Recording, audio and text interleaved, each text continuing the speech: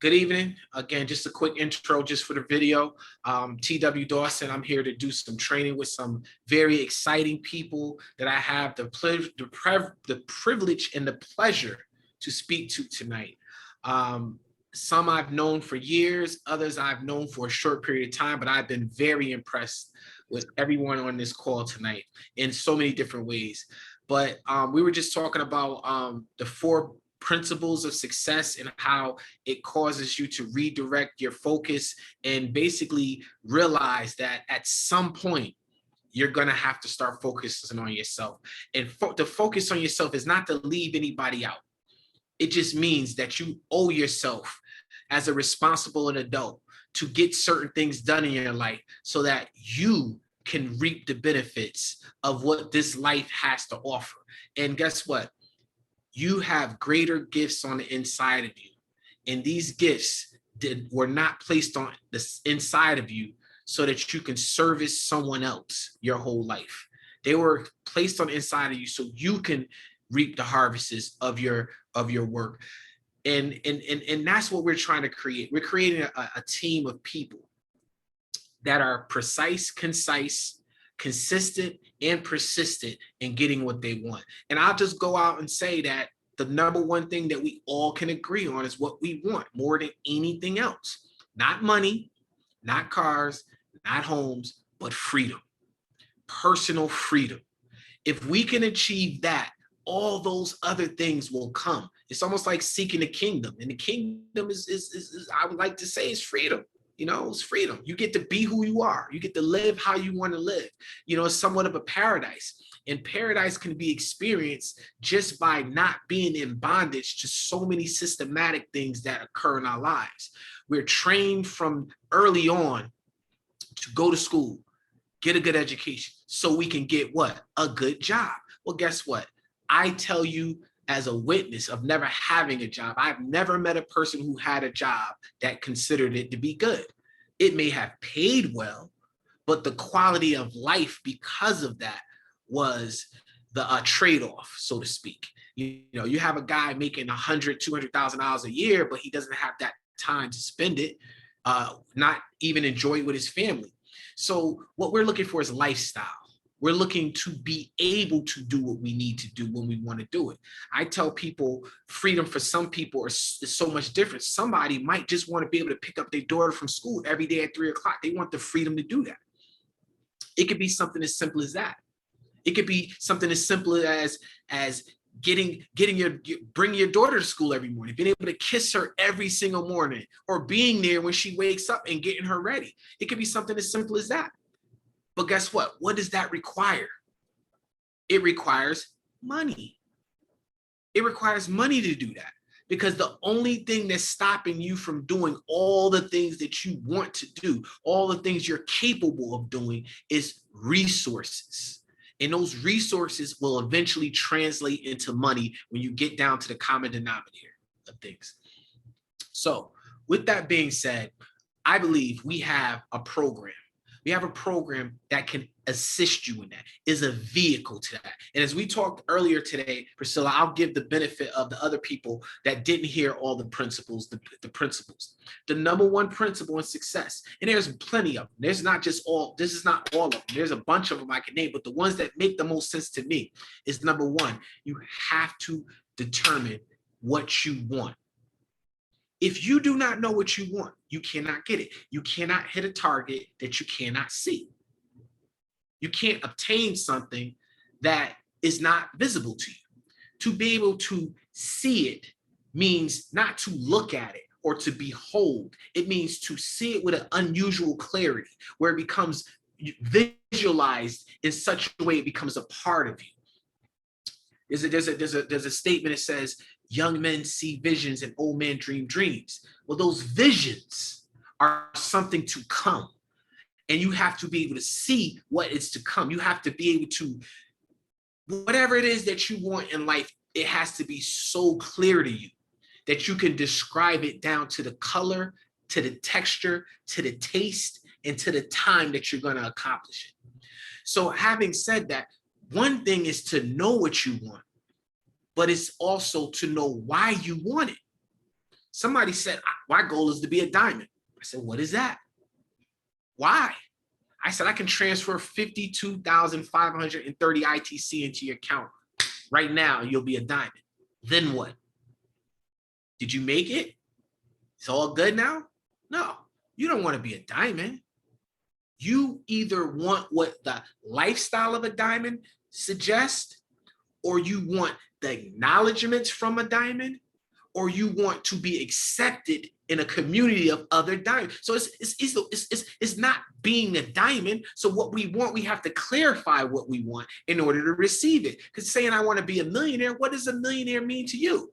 You got $1 million in the bank. So now what? What's that gonna do for you? What does that look like for you? What does a day being a millionaire look like to you? You have to find these things out. So it's one thing finding out what you want, but then knowing why you want it.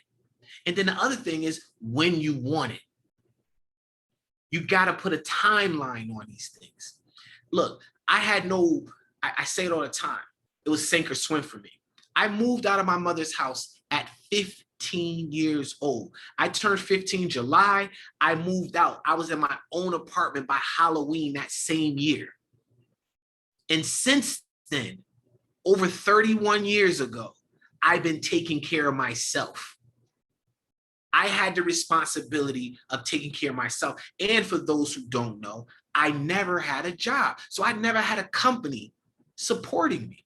I never had a boss with a cushion, a safety blanket. It was sink or swim. I learned how to swim a long time ago. And now I'm comfortable in these uncharted waters of entrepreneurship. And that is something that we all have to get used to, because see, there's a system in America that we can use and get what we want, but somehow or another, it's not taught. What's taught is go to school, get a good education, and get a good job, and then retire broke. That's what's taught. And for some reason, nobody said, hey, this don't work. Hey, the hundreds of thousands of people before us ended up with this. And then we look at the people that have the things that we want, and we see that their path was so much different. Now, there are people that make high incomes that went to school and got a good education and got a good job. There are people that had high incomes, but is their lifestyle what you want? The lifestyle of an athlete, is that what you want? Sometimes we think it is, but no. Those men are owned by their owners. And for me, that's not going to work for me. It's just not going to work. It's just not. I mean, anybody see the movie 300, Leonidas? Anybody see that movie? 300? Okay. Well, it was a true story back in Roman times. And since Jay Sean saw it, I'm gonna tell the story. There was a point when Leonidas had a meeting with Xerxes, which is the king of the Persians, the god king, and he was probably like 7 feet tall, shining with gold, kinds of piercings, makeup, all kinds of. It was a spectacle to behold. Leonidas was just a regular guy, beard grungy, just finished slaughtering a couple of thousands of his men, and he was trying to reason with Leonidas and say, hey, look, man, we don't got to go through this. All you got to do is just bow to me, and I'll make you a warlord. All you got to do is just say, I am the king, and then you don't got to die. None of your people die. I'll make you rich beyond understand. I'll do all these different things, and you could be this, you could be that. And he's like, wow, you are merciful as you are great. And that is a good offer. But there's just this one problem. Due to the fact that I've been slaughtering all your men, I'm going to have a hard time kneeling. So I'm going to have to say no. I'm going to have to decline that. And that's what it is. So at the end of the day, as good as those jobs sound, as good as the NBA, but there's something in me that I won't allow myself to kneel to another man. I don't care who he is. And guess what? That spirit has been snatched from our youth a long time ago. And we do what's comfortable, and we do what most people do. We conform to what everybody else is doing because we don't want to stand out. Look, it happens to the best of us. I gave that quote and didn't say the name on the quote because I don't want to, because so many people are offended. So many people have a problem with everything.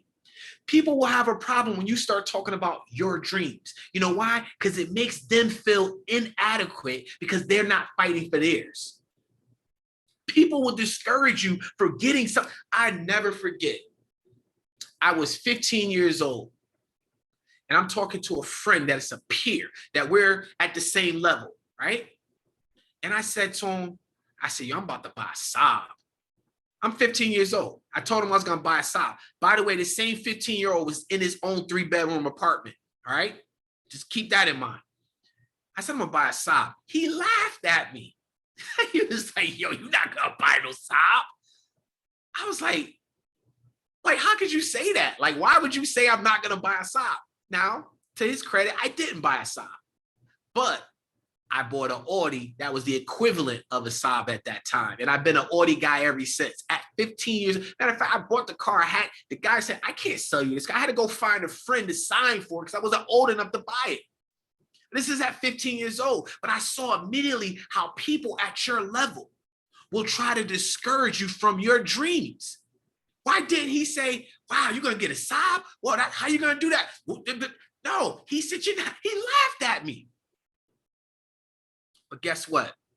To this day, anybody who knows me, there's always something foreign outside. To this day. This is not a day you're going to find me without a couple of $100,000 worth of vehicles. To this day. So, but that's where it started at. Now, what if he would have discouraged me? What if I'd have been like, yeah, you're right, and went ahead and got the Honda? I'm sure my course would have been a little bit different. I'd have been a Honda guy, which is a big difference. It is nothing against you Honda drivers, not at all. But again, for me, it's going to be a little difficult for me to drive a Honda. It's just how I am, how I'm built. You know what I mean? So at the end of the day, it's what you want in life. Somebody be like, yo, you can have a car. I'll take the mansion on the hill. Well, that's fine too. Some guys say, look, I'll sleep in a cottage and drive a Yugo, but put that money in my bank account. It really doesn't matter. Somebody might say, I don't even want the money, the cars, the houses, and nothing. I want to help people, but I need resources to go out and do that. So it depends on what you want, but you got to be able to identify that. Know what it is, know what it looks like, know what it smells like. Do you know what your freedom, your independence smells like? I'm going to tell you, check this out. I got another story. Yo, this is so fun, guys. It's just fun to me. You know why? Because I can just tell you from real life experience. I'm not making this stuff up. These are not books that I read. This is real life experience. I remember when I retired from cutting hair. I'll tell you another story. Before I retired from cutting hair, I was in my first network marketing company, right? They had a function in New Jersey on Saturday morning, right? I had a barbershop, one of the best barbers in the city, arguably the state. Saturday mornings is popping. At 15, I'm making over $1,000 a week. Back then, that's probably equivalent to $2,000 right now. I'm making 50+ thousand at 15 years old. Unreal. Can't even, it's just ridiculous amounts of money. I clocked in $1,000 every single week. So Saturday morning was a sacrifice for me, but I knew the bigger sacrifice was to go to this function for this network marketing company I was in. I remember being on the highway at 9 o'clock on a Saturday morning. For the first time, now I've been cutting hair, I'm like 18 or 19. So for 4 years, I never knew what Saturday morning looked like outside. Think about that. I never knew what Saturday morning looked like. I didn't know what it smelled like. I didn't know. It was just a different feeling to be outside on a Saturday morning, not behind a chair, sucking in fumes and hair and men's odor all day. Outside looked different on a Saturday morning at 9 o'clock. And then I'll take you even further back when I actually retired from barbering in 2007 or 8. I can't remember exactly. I think it was 2007. I remember doing a meeting on Thursday at 1 o'clock. And I walked outside. I was like, It was like I was on a different planet. Like I never knew Thursdays looked like this. I remember it like it was yesterday. I smelling the trees, the atmosphere, all that stuff I was singing. I'm like, wow, this is what freedom looks like. And I'm saying this to you so you can get that same feeling. Look forward to that feeling of what freedom looks like on a Thursday. And I remember every Thursday, I'm cutting a certain person hair at 1 o'clock. 1 o'clock, I got a standing appointment on Thursday. And if I go to the barbershop that I sold to my partner, he'll be there right now at 1 o'clock. That was my life.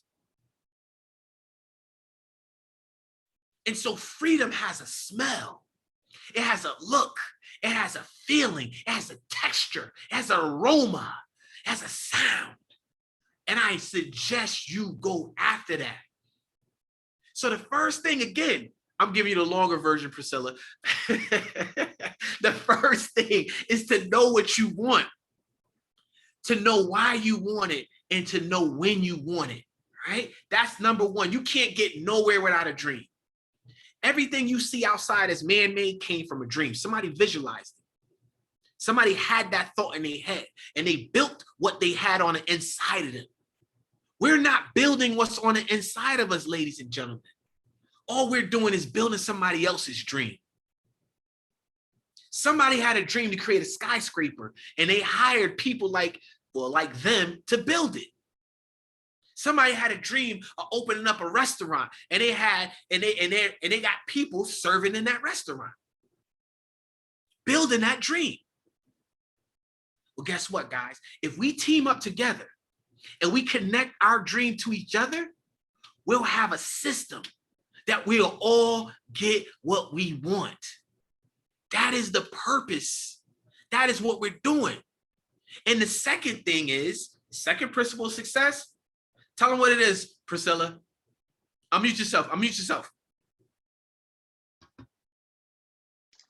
What do I have to give up? What do you have to give up to get that? Ooh, this is the part right here, because we don't want to talk about what we got to give up. Listen, I'm going to tell you like this. Who you are right now has gotten you what you have right now. So if you think that you can have greater without being greater, it's not going to work, bro. It's not going to work. You can't get no more than what you got.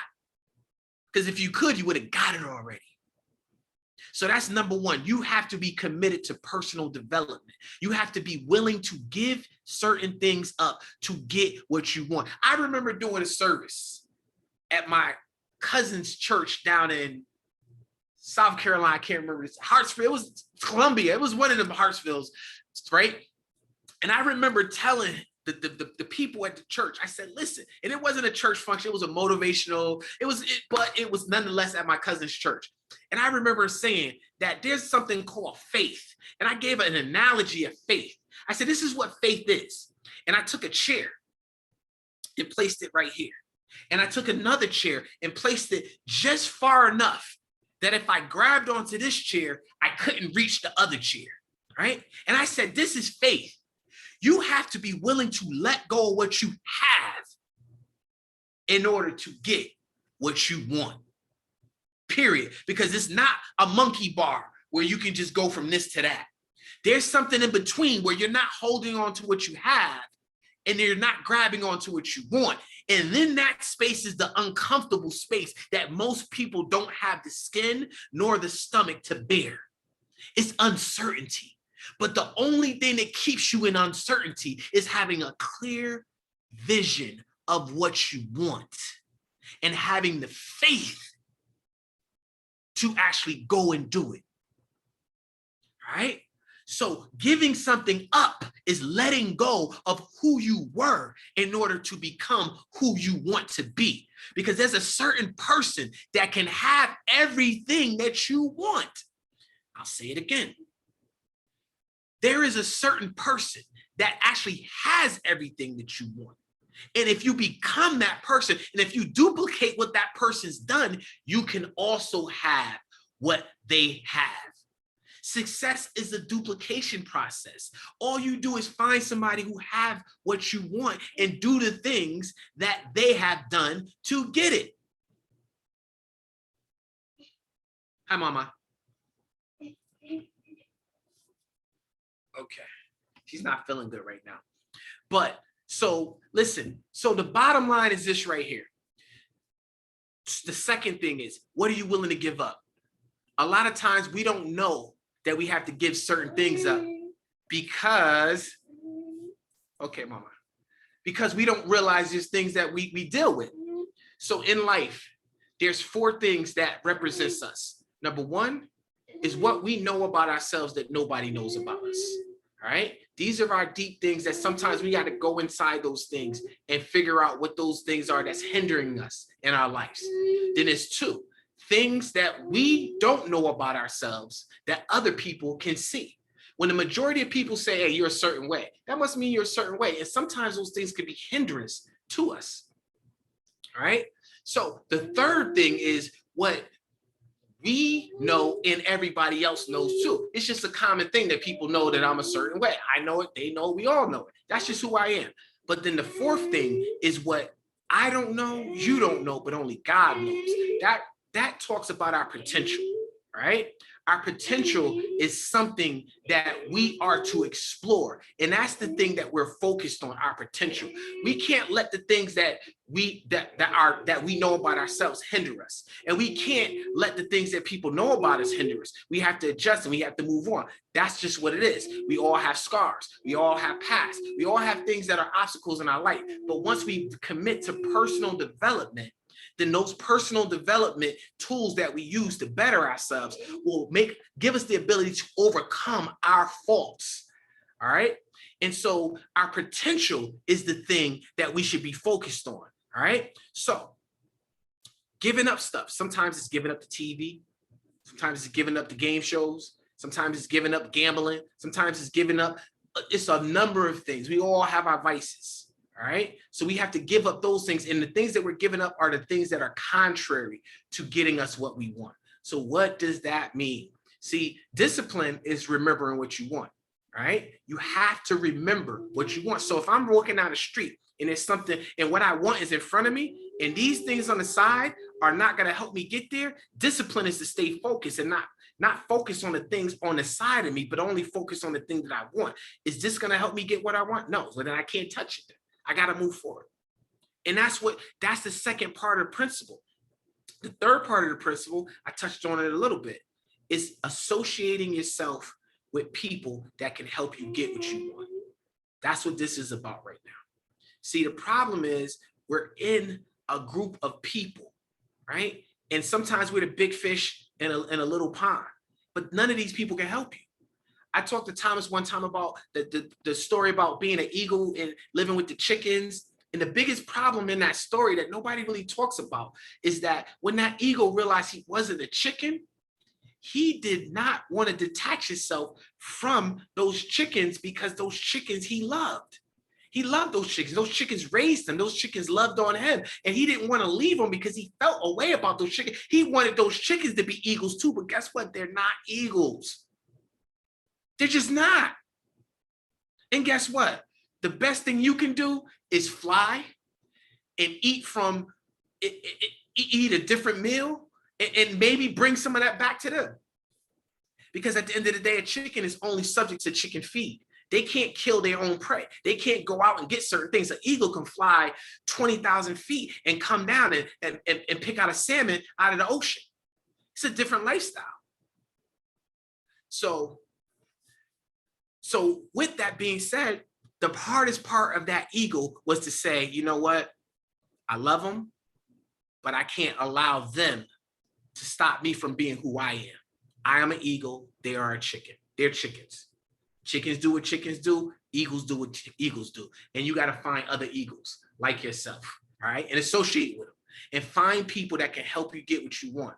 And those people will be people below you, not in a derogatory way, and people above you, and not in a hyper way. What I mean by that is we're building 2 networks. That's what we're doing. We're building a network of people that are looking upon us, that are higher or where we want to be in life, and we're building a network that people admire us and have been watching us work. And I'll give it a better example of that is this. In life, we are auditioning every single day because there's somebody that has an opportunity that they will give you one day. I'm living proof based on the work that you've done over the last 20 years of your life. Jay Sean, somebody's watching you right now. Somebody's been watching you to say, you know what? There's this guy named Jay Sean. He's been diligent. He's been doing this. Every time he gets his hands on something, he gives it his best. He gives 100% work. That's what he does, right? They're going to say that. And then when something comes, they're going to say he'll be perfect for it. He'll be perfect for it. And they're going to give you an opportunity that you'll say to yourself, wow, I don't know if I deserve this. No, Jay Sean, you do deserve it because you put the work in. It's like planting that seed. And it didn't come up right away, but it came up through an opportunity. But then at the same time, you're also building a network with the people that are lower than you. And I don't mean lower in a bad way, but people that respect you, that admire you, that look up to you. So then when you do get this opportunity, you'll be able to share it with them.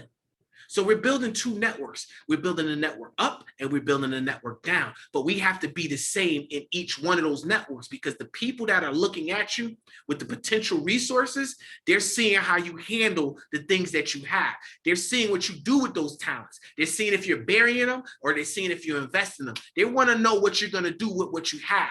And I tell people all the time, the lesson is to do all you can with all you have, right? What you can't do is do nothing with what you have and complain that you don't have enough. But if you maximize what you have, then other opportunities will come, right? So if we give you ITC Global, max out on it. Max out on it. Do your very best and let the chips fall where they may, all right? And then the last one is once you associate yourself with people through association, books, tapes, videos, just being around good people, right? The last thing is you want to put a plan of action together, and then you want to work that plan. You want to figure out what it is you want, why you want it, when you want it, what you got to get rid of to get it, and then the people that can help you get it, and then put a plan to action and incorporate all of that. Reverse engineer it. Once you determine what your freedom looks like, what does it require to get it? Give an example. Right? Let's say, for instance, you want to make $50,000 a year, additional to what you're doing, right? Not going to make a big statement to anybody, but at the same time, it's significant, right? Whatever it takes to get that. Let's just say it takes a blue diamond package, right? And then a blue diamond package with a certain amount of volume, a blue diamond package with a certain amount of leaders, whatever that requires, right? And this is, by the way, something that we're working out in detail right now, all right? So let's just say that affords you a 50,000 plus year income. So then now you say, well, is that going to get me what my freedom is? Is that what my freedom looks like? No, my freedom looks like 100,000. So then it's real simple. You 2 times the work. Once you identify a number of a system of activity and say, this is what I need to get to this point, then if you just do the multiplying factor to what it is that you want. All right. Come on, mama, relax. All right. Okay. So real quick, Thomas, what I want you to do is give me 2 seconds. I want you to share with them something, and I'm going to lay her down. All right. Unmute yourself. Give me 2 seconds. All right. Elaborate on some of the things that we talked about concerning those things. Wow. Well, thank you for allowing me to have this opportunity to share with the group. I'd like to just kind of capsulize it by saying these things in another way. He talked about a purpose, talk about getting rid of whatever hinders us. He talks about surrounding ourselves with people who are like-minded and can help us and to achieve that which we're trying to pursue. And talk about planning your work and working your plan. I just like to say this. If you can see it, you can achieve it. And seeing is not just with your natural eye, it's seeing the vision for your life. That's the purpose. What does it look like? He's been saying that. It's seeing, it's vision, it's looking into what he has placed in you to see. It's also sensing it. What do you mean by sensing it? Well, it's like being blind. I can't see with my physical eyes, but I can see with my inner eye. I can sense it. You know how when blind people can't see, all of their other senses are heightened. So it is with vision. You begin to become sensitive to that which you're sensing. There's something right about this, something purposeful about this. And when you sense it, you take on this whole another idea of being able to now know that I need to do something with what I'm sensing. And so I want to seize what I sense. I want to take control. I want to lay hold of it. And that calls for an action plan. It calls for you understanding what the goals and objectives are to obtaining that which you see, what you sense, and now you want to seize it, but you can only seize it by action. So to encapsulate it and to summarize it, it's real and it's obtainable, but it does take action. It takes activity, not just any activity, but purposeful activity. And I think that this vehicle that has been given to us through ITC Global is just that. It's a vehicle. How long will it last? Who knows? But it's here today. And I will take full advantage of it. And I suggest that you do the same. And it should, if it should last ongoing, longer than what one can imagine, great. Then we can help many other people to ascertain that dream in which they hold dear in their hearts, but don't know how to manifest it. So I want to thank each of you for taking the time to hear and to listen to me and to be on this call tonight. I want to thank Priscilla Allen for putting together this Zoom. By no means be discouraged, but be encouraged, because this is the beginning and we do not despise the start of small beginnings. We're all a team. Everyone on this call is working in tandem with one another. There's no big I's or little U's. We are a team, and we are attaching ourselves to a team leader in Twdawson, who has already blazed this trail in which we are lurking and looking forward to its productivity through our activity. And so I appreciate you coming on this call at the last minute. Some of you, I text right while we're still on the Zoom and you responded. That's the way your people are going to do. That's the way your team will do, because leader always sets the pace. As the leader goes, so the team goes. Know that. Thank you so much, Twdawson, for this opportunity to share. We appreciate you much. Love you. Absolutely. And I just wanted to just hammer one more point down that that you just mentioned. In any of these marketing compensation plans, it always starts with one circle and it says you. All right. I believe I said this in another meeting, and that you is the most important circle in the compensation plan. As he said, as the leader goes, so as your organization goes. So my thing is this right here. What you put into that circle is the most important thing, because you will be duplicated throughout your organization. And guess what? As much as you put in, it won't be 100% duplicated.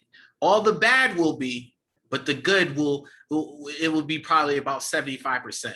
All right. But 100% of the bad will be duplicated and 75% of the good. So knowing that, you have to be aware of how you conduct yourself as a leader, and you have to ask yourself the question. Sometimes you have an opportunity to lay down and just chill out and watch something, and then you have to ask yourself, how many people in your organization is doing exactly that right now? And then, is that a healthy organization? Probably not. You should probably get up. All right. So the other thing that I want to say, and I'm going to end it with this, another activity that I'm going to suggest everybody take part in: 5 nights. You give your boss 5 days, give yourself 5 nights. All right. If you do a 9 to 5, excuse me, 9 to 5 will make you a living. A 5 to 9 will make you successful. All right. So give yourself 5 nights and 2 to 3 hours a night. All right. To work your business. Be completely committed to it like that. Give 10 to 12 hours a week in your own business. And if you are consistent and persistent in that, there's no way you won't see success. You know why? Because anybody who has done it has got the results. The problem is with most people is that they stop right before they get the results. It's not easy. And it's not supposed to, because if it was easy, everybody will be successful. If it was easy, everybody will be driving Lamborghinis, living big houses. Everybody will be able to go on trips. And then guess what? When we go on those trips, we wouldn't have anybody to take our bags, park our cars, take our luggage up, because it would be too easy and everybody would be rich. So we understand that everybody's not going to do it. So that's why for those who can do it, it is our responsibility to do it. Sometimes it's your job to get free, because then other people will see that it's possible. And I believe that's my testimony. A lot of people are inspired by my story. And guess what? I make no bones about it. I have an amazing story. Sometimes I'm blown away by even saying it sometimes. You know, just the fact that I actually did exactly what I said. I'll say this right here. It's a quote that I said one time. I said it, I don't know how I said it when I said it, but I said, when I was a kid, I always wanted to be me. Wow, dreams do come true. And what that means when I said it is that every person that I looked at in my life growing up, I took a little bit from. I took a little bit from this person, a little bit from that person, a little bit from that person. I said, I want to be like that. I want to be like that. I want to be like that. And when I grew up, all those things that I said that I wanted to be, I embedded those things in me and I operated as such. And I became exactly who I am today based on the conscious effort of doing that. You hold yourself to a higher standard than anybody can ever hold you. All right? That's my standard. My standard, you can't hold me for a higher standard. My standard is too high. What I expect from myself, you will never be able to expect, right? And that's the first step, holding yourself accountable and having personal responsibility, right? So in that, being the person that can have what it is that you say you want to have, right? First, you got to become the person, and by becoming that person, you have to do the things to have the things that you want. Be the person that can do the things, and those things that you do will give you what you want. Be, do, and have. I knew what it took. I knew who I had to become in order to get my goals in life. I had lofty goals. I never wanted to work for another. I never wanted to work for another human being in my life. At 15 years old, that's a lofty goal, especially when society is saying that I got to be out of my mind. That's a lofty goal. And it's one thing to say it at 15. It's another thing to be living it at 18, 25. Shoot, most people in college, they don't got to do much. But by the time you hit 30, oh, it get real. Because you don't got no fallback. You don't got your mother. I could have moved back then with my mother at 15 or it's 20. I had no fallback. And at some point, as a man, a grown man, not a teenager or a young adult, you have no room for error. You're responsible for what happens in your life. If I would have messed up at 18, 19, my mother would have had some of the responsibility. But at 25, 26, 30, by that time, it's on me, bro. It's all on me. Now I got to live it. Now I got to do it. I got to breathe it. I can go back on what I said, but is that who I want to be? The person that goes back on things? Nah. I got to go forward. And as I say all the time, I had to burn the bridges and nail the barn door shut, move forward. And I saw enough data to say that the lifestyle that the people that work for people have, I do not want. Most people retire at 65 broke. And when I found that out, when I looked at those numbers and I looked at the retirement, I looked at Social Security, and I looked at what happens with a job, I looked at your gross versus your net. Your gross is what you work for, but your net is what you keep. Why don't you keep the larger of the sum? Doesn't make sense. not to me. And guess what? Being in business, there's something written into our tax codes and our laws that allows us to benefit in this system. We want to take part of that. We want to be smart and take part of that. 42% of your lifestyle can be written off in your own business. So you rather pay taxes on that 42%, or you rather go on vacation with that 42%. It's your choice. It just made so much sense to me at 15. Why doesn't it make sense to adults? And to fight for that, to go hard for that, to be focused on that, to be determined to get that shouldn't be an option. That should be the one and only thing that you focus on until you get it. Because once you do that, listen, everything else opens up. The reason why I can speak the way I do with the bravado and, oh, he can do art is because I'm a free man. I have the time to study, to research. Listen, it's not a conversation that you can have that I can't input on it. Because I'm well-rounded in so many different things because I have the time, the freedom of time. I have the lifestyle to be able to go out and get information. I have the lifestyle to go to the right stores to buy the right stuff. I have the time to cut the vegetables up and take my time and prepare. I don't have to, no offense, Danny, go get fast food because I have the time to do those things. It's all relevant. I have the time to go to the gym and spend an hour or two, whatever times, to get in the gym every day. I can go to the gym every day. And I don't have to go at a certain time. Sometimes I go at 9 o'clock. Sometimes I go at 1. Sometimes I go in the evening. Sometimes I don't go at all. It's just lifestyle. My sons have never seen me work a job. My daughter will never see me work a job. My son had a chauffeur. I lived in Middletown. He went to school in West Haven. I hired a chauffeur to bring him to school at 6 o'clock every morning. And this went on for 4 years. I had a cook.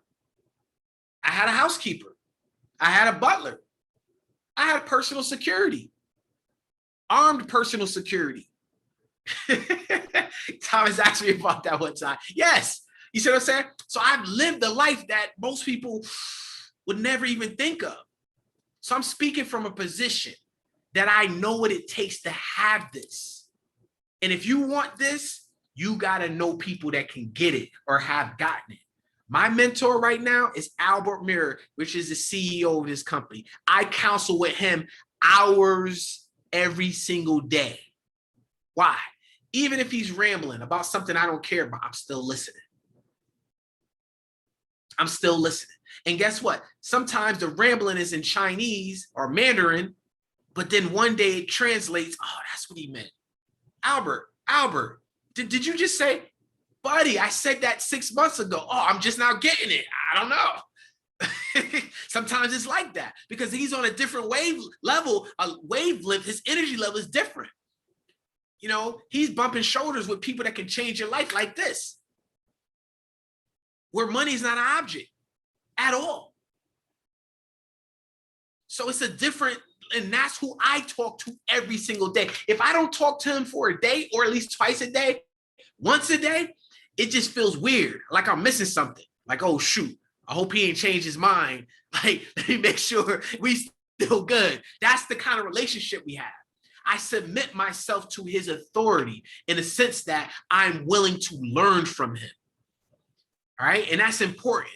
So I'm making a case for you and whoever it is that your upline is to, if your upline has not made himself to be that person, then there's somebody up higher. And then you start and you make yourself that person, right? And you don't have to have big cars, fancy cars, but you got to stand for something. You got to stand for something. You got to have some principles. You got to have a code, what I like to call company policy. You got to have a company policy, some what we call non-negotiables.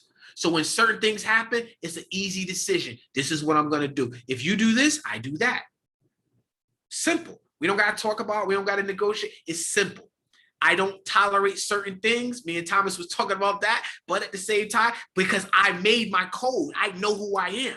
And people will respect it. People don't respect wishy-washy. They don't respect lukewarm. They don't respect the person that's like, well, maybe. No, this is what it is, bro.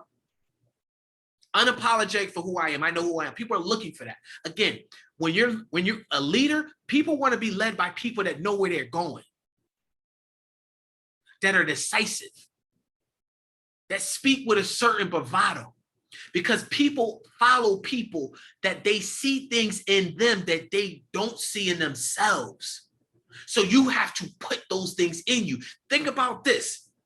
You cannot create something bigger than you.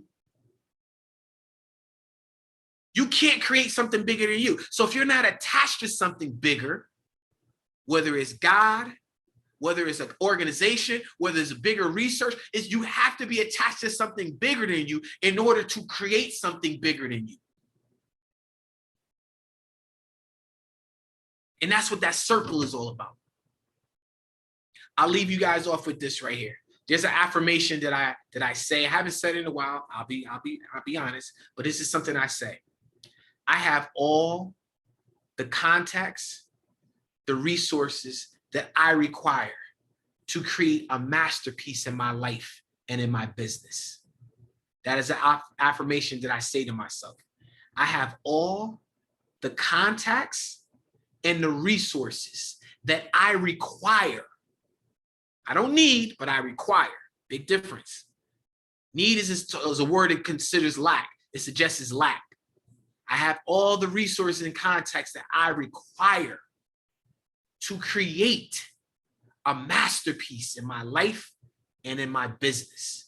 And that's what we're doing. We're taking these resources. We're taking these contacts. We're taking these things that we have gathered and we're putting them together to create a masterpiece. And I'll say this, an oak tree, an acorn, probably saying it wrong, but when it goes into the ground, it draws onto itself everything it requires to become an oak tree. Once it's planted, it gathers up the right amount of soil, the nutrition in the soil. It pulls to itself the right amount of water. It draws to himself all the sunlight that is required to become that oak tree. You are that oak tree. And right now you're planted. And what your job is to do is to draw to you all you require to have full expression in your life. That is a masterpiece in your life and in your business. Ladies and gents, I truly love you. I want for you what I want for myself, which is personal freedom, total independence from anything that's holding you back, from stopping you from being everything that you ever wanted to be. And with that being said, I mean, I could open it up for questions, whatever, but I want to cut the video now just so that we can have a timely training. And I apologize for the interruption, but it was well worth it to hear Thomas speak.